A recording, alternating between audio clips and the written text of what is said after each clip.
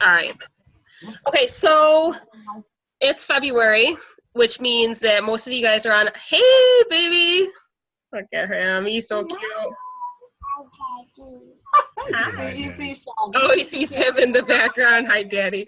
That's funny. He wants to see you. Oh, hi. That's my friend Tammy. Can you say hi? Hi.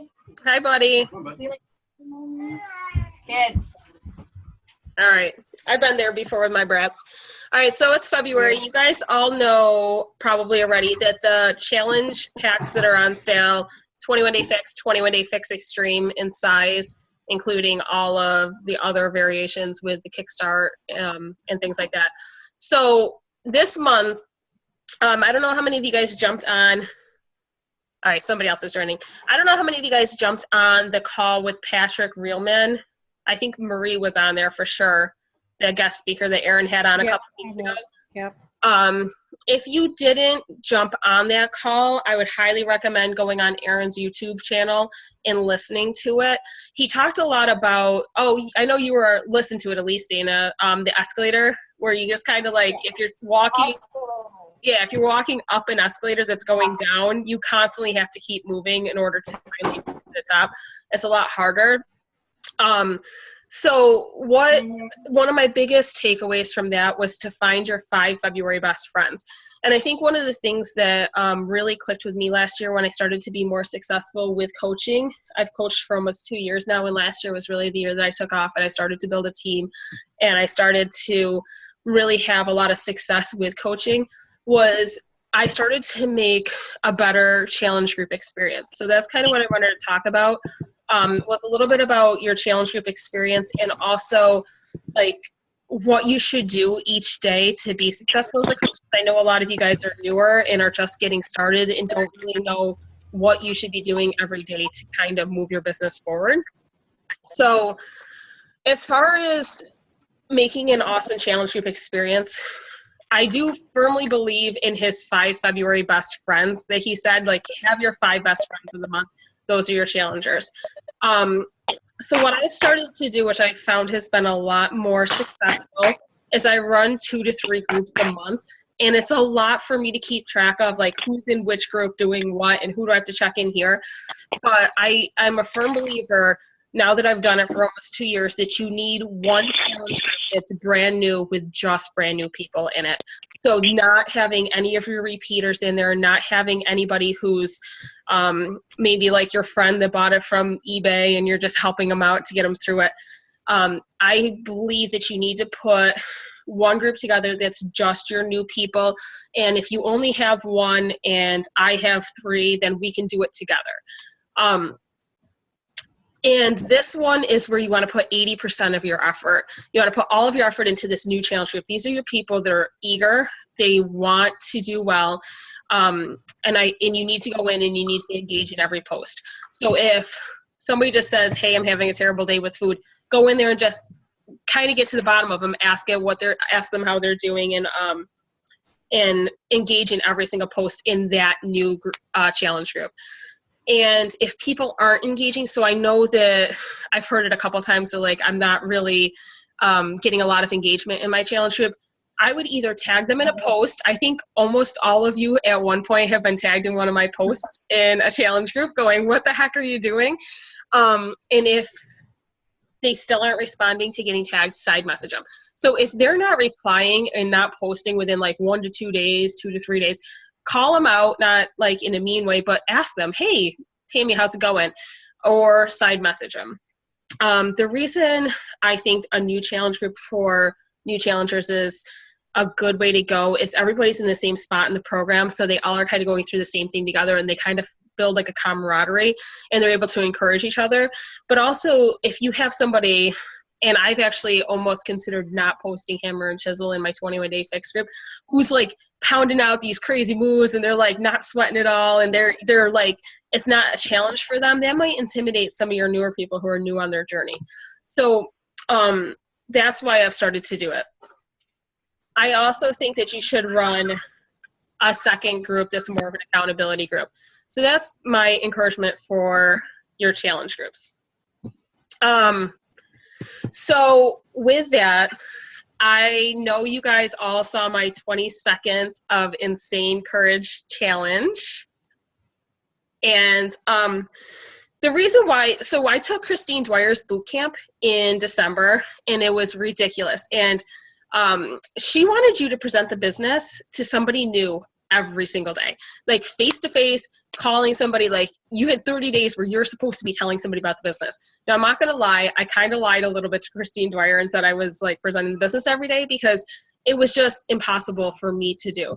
But one of the things that she talked about too that was very closely related to that is that, honestly, what's the worst that somebody's going to say to you is no, they're not interested, they're going to move on. Like, most of these interactions you have are through Facebook, they're through a text message, they're through, they're not a lot of times face to face. So what's the worst it's going to say is, hey, Marie, I'm not really interested at this point. It's fine. Be okay with that. So the 20 seconds of insane courage, the reason why I say that is I think that a lot of times we get stuck with, we're too nervous to post on Facebook. We're too nervous to ask our best friend to join us. We're too nervous to share our story. And honestly, for me, I don't know how many of you guys followed me back when I first shared my story. It was like a 7.5-minute video where I was sitting in my car and I took a video of me and I talked all the way back to my childhood and some of the experiences I had in my childhood, and kind of where I got to the point where I had an emotional attachment to food. And I cried the entire ride up to work, and I'm like, I just got to get this off of my chest. And I sat there and I literally am sitting in Panera parking lot or about ready to go get my morning coffee.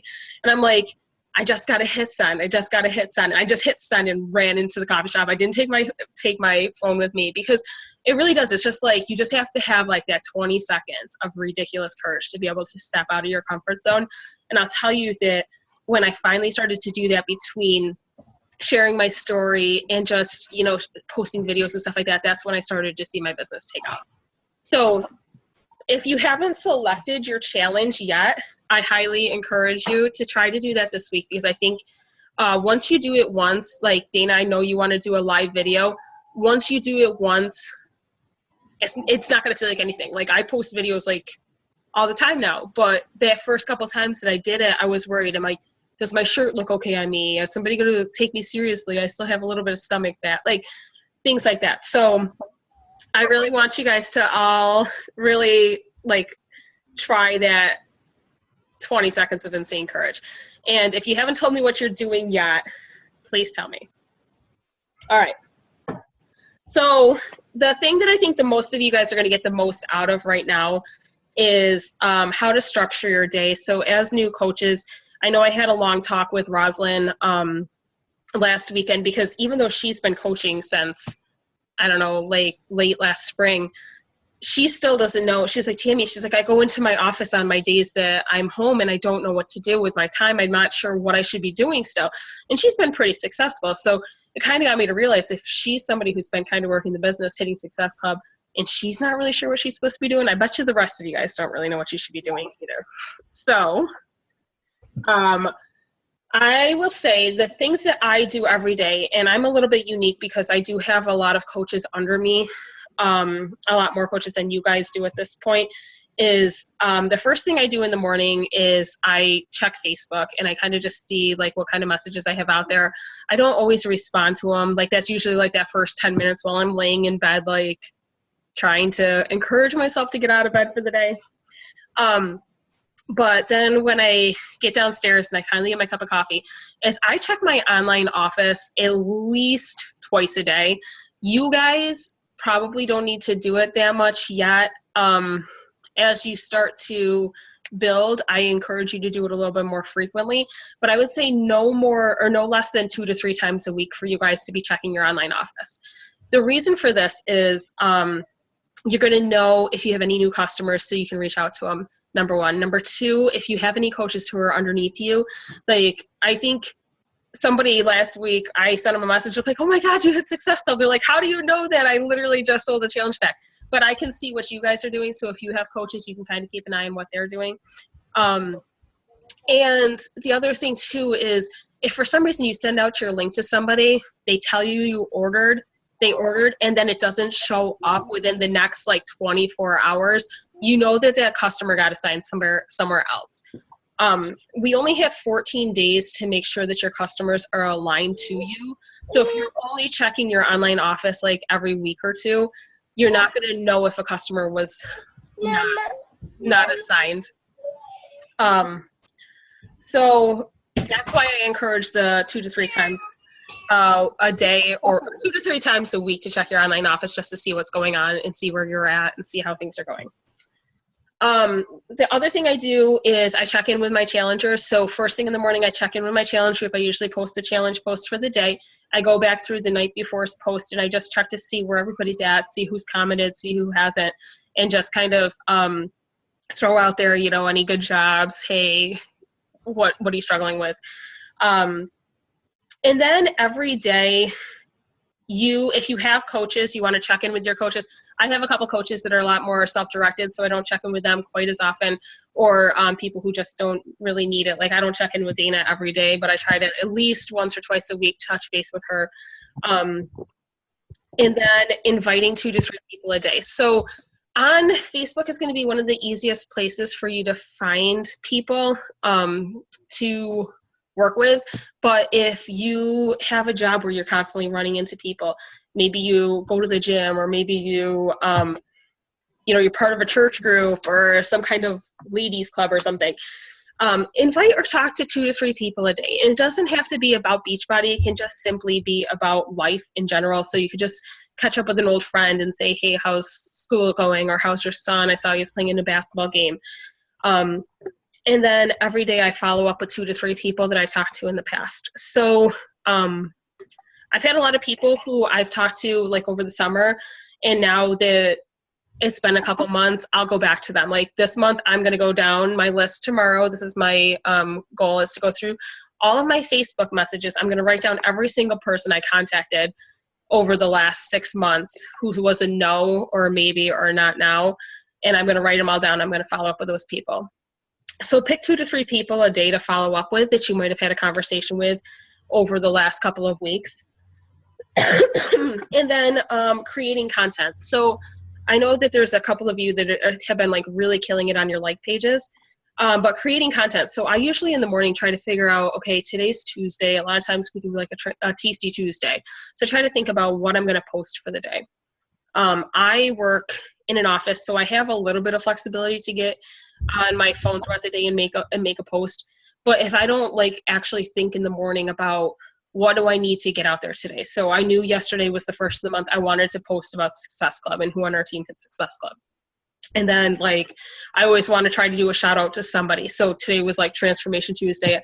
I knew that tonight I was going to post about Samantha, who had really good results. So in the mornings, just kind of like make a list of some topics that you could possibly talk about for the day. And that's how I structure my day. Anything else anybody wants to add to that?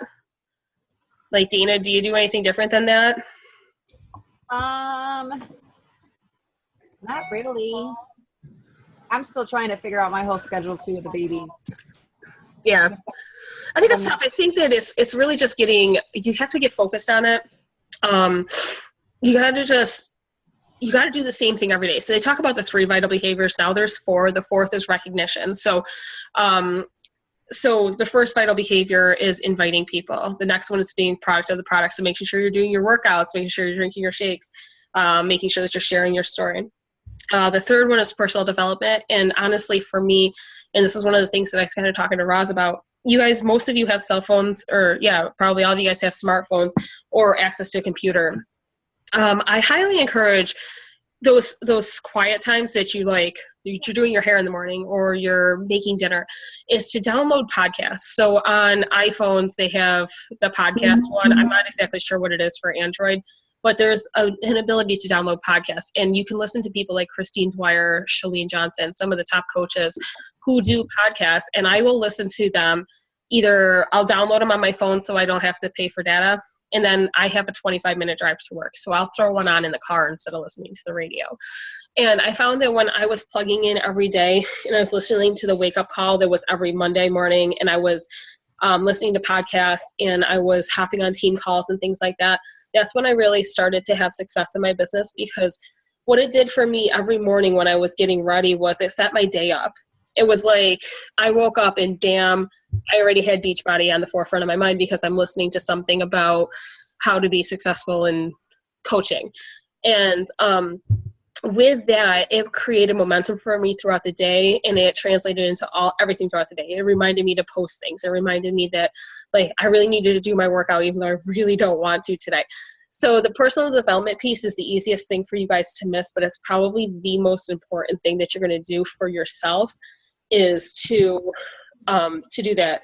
And like I said, for me, it kept me kind of honest. It kept me wanting to continue to push. So so that's how I structure my day. Also, for the newer coaches on the call, I have kind of something I want you guys to do. If you could, I'd say by Friday at the latest, is I want you to create your list of 10 safe people. So you might not, if you've been a coach longer, you might not have like safe people anymore. Your 10 safe people, what I mean by that, that's your sister, that's your brother, that's your cousin, it's your best friend from high school. It's like, you know, that person you go to the gym with, your safe people. These are your people that you can talk to about what you're doing without really fear of them looking at you like and judging you. Like if you went up to your sister and you said, hey, I signed up as a Beachbody coach, I was wondering if you wanted to try a program. If they say no to you, it's not a huge deal, but they're probably going to be a lot easier to talk to.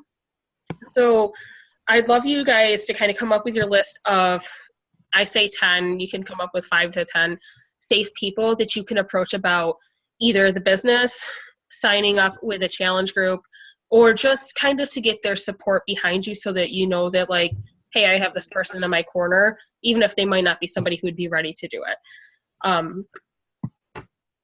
So can you guys all commit to doing that for me? Yes. All right.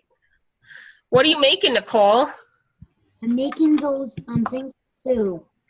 What are you making? Things for Sue, you know, the peanut butter, the chocolate. Oh, the things, those wonderful things you brought to Super Saturday that I didn't get any of? Are you saying I have to come to Pio in the morning? Yeah, pretty much. Yeah, pretty much. All right, so this is the last thing I wanted to chat about, and we can take more time to talk about it on a different call, is the like page versus your personal page and why it's important. So I posted in our team group the other day the podcast by Christine Dwyer, and if you have not listened to it, I highly encourage you to listen to it. I think most of you guys have a like page now. If you don't, you're probably in the process of making one.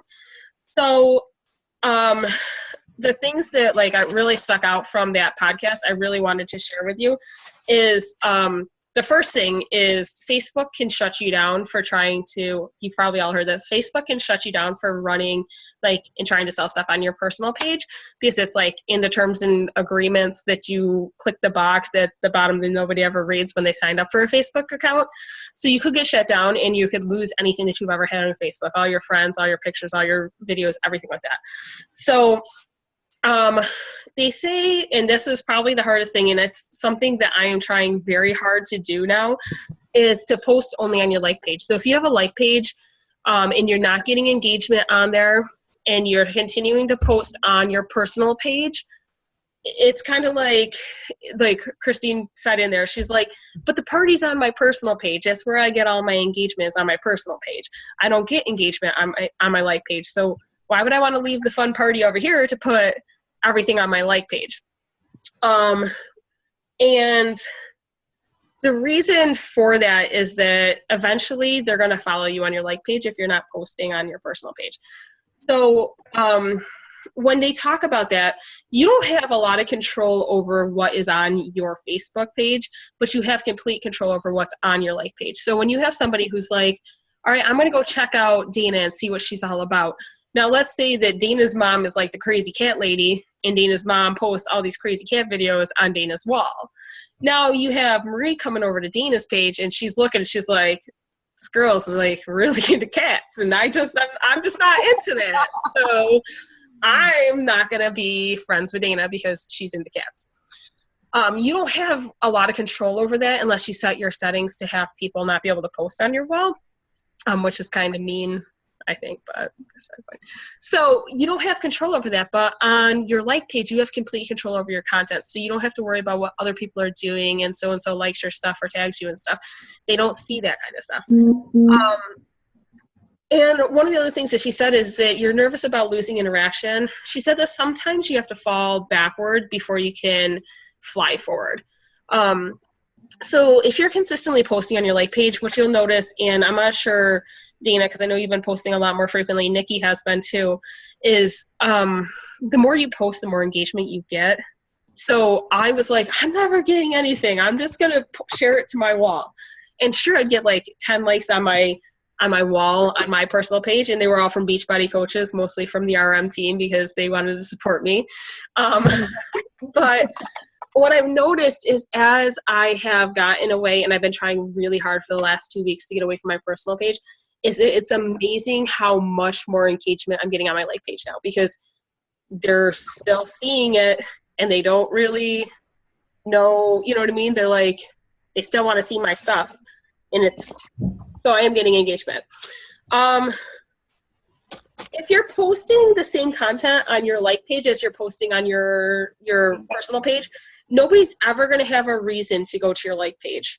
So if you want to drive engagement to your like page by saying, here's my recipe for Shakeology on both pages, why are they ever going to go to your like page if you're posting it on both places? They have no reason to. And you're trying to drive people to the like page, because as people like things on your like page, it pushes it into more people's feeds. So if I like something of Dina's, then it pushes it into more people's feeds. And then if somebody else likes it, it pushes it. And that's how you get like all of these touches from people you might not know.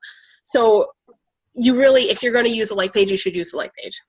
So Tammy, should we tag ourselves Yes. in every? I do.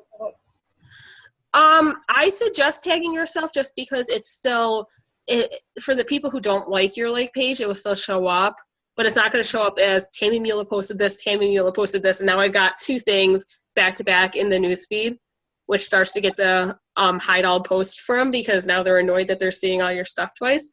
And I noticed when I stopped doing that, my negative engagement on my like page went away. So where the people stopped liking my page, people stopped engaging in my posts. Like people would hide my post because they were seeing it twice. The other thing is, on your like page, don't keep it all business. So don't be constantly just talking about Beachbody and talking about health and fitness. Talk about your life. Talk about your kids. Talk about soccer practice and what you're doing for the weekend. And that's how you're going to get people to know who you are without it having to be through a personal page.